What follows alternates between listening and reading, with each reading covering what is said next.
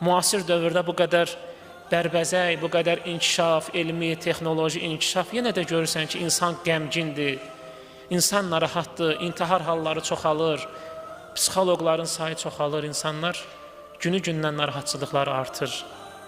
Çünki yalancı hədəflər, məqsədlər, yalancı vəzifələr təyin olunub insanlara.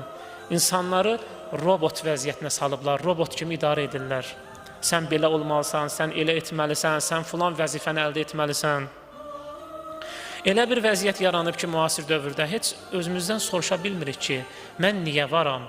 Allah məni niyə yaradıb? Allahın məndən istəyi nədir? Mənim vəzifəm nədir? İcazə verilmir insana, insan bu sualı özündən soruşsun. Süni hədəflər, süni mübarizə üsulları, sən filan məqama çatmalısan, filan vəzifəyə çatmalısan və insanlar başlayır bunun uğrunda bir-birinə mübarizə aparmağa, bir-biri ilə savaşmağa.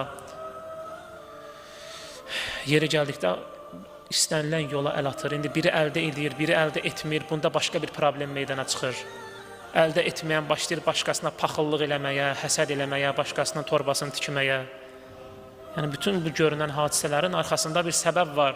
İnsan öz varlığının səbəbini, həqiqətini bilmir, mənasını dərk etmir, bilmir vəzifəsi nədir.